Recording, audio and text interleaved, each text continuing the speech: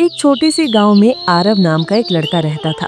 उसका परिवार बहुत गरीब था। पिता खेतों में मजदूरी करते, माँ घर घर काम करती और छोटी बहन गुड्डी मासूम मुस्कान के साथ अपने सपनों में खोई रहती। गरीबी के बावजूद आरव के माता पिता ने उसे हमेशा ये सिखाया था, बेटा पैसा खो भी जाए तो कोई बात नहीं, लेकिन ईमानदारी और सच्चाई कभी मत खोना। गांव का वातावरण सादा था, कच्ची गलियां, छोटे छोटे खेत और लोगों की मेहनत कश जिंदगी। लेकिन इस गांव पर एक बड़ा बोझ था, सेठ हरीराम।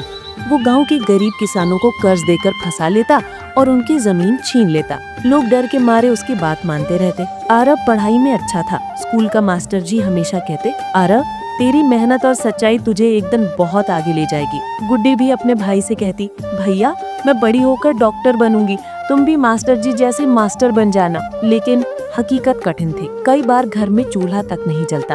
एक दिन आरव को रास्ते में पैसों की थैली मिली। भूख से बेहाल था, लेकिन उसने तुरंत वो थैली मालिक को लौटा दी।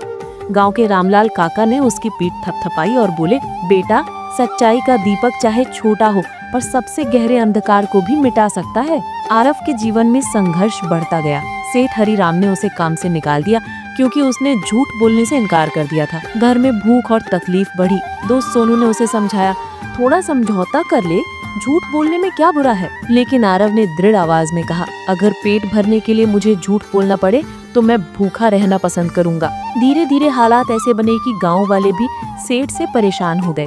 राधा मौसी की जमीन पर कब्जा कर लिया गया। किसानों की फसल कम दामों में छीनी जाने लगी, लेकिन सब डर के कारण चुप थे। उस समय आरव ने हिम्मत दिखाई। वो गांव वालों को समझाने लगा, अगर हम सब मिलकर सच्चाई के लिए खड़े हो जाएं, तो कोई हमें हरा नहीं सकता। शुरू में लोग हिचकिचाए, लेकिन जब आरव ने सबूत इकट्ठा करके पंचायत में सेठ की चालाकियों को उजागर किया, तो गांव वालों की आंखें खुल गईं। उसका दोस्त सोनू भी अंत में मान गया कि लालच ने उसे अंधा कर दिया था। उसने सबके सामने माफी मांगी और आरव का साथ दिया। गांव की पंचायत में पहली बार सेठ हरीराम को घुटनों पर बैठना पड़ा। उसके पापों का पर्दाफाश हुआ और उसे गांव छोड़कर जाना पड़ा। गांव वालों ने तालियां बजाकर आरव की ईमानदारी और साहस की सराहना की। गुड्डी खुशी से बोली, भैया अब सच का दीपक हमेशा जलता रहेगा। आरव मुस्कुराकर बोला, हाँ गुड्डी, अंधेरा कितना भी गहरा क्यों न हो, अगर हम सच का दीपक जलाए रखें तो उजाला जरूर फैलेगा। उस दिन के बाद गांव बदल गया। लोग अब बेईमानी से डरने लगे और ईमानदारी को सम्मान देने लगे। आरव ने पढ़ाई पूरी कर मास्टर बनने का सपना संभाल लिया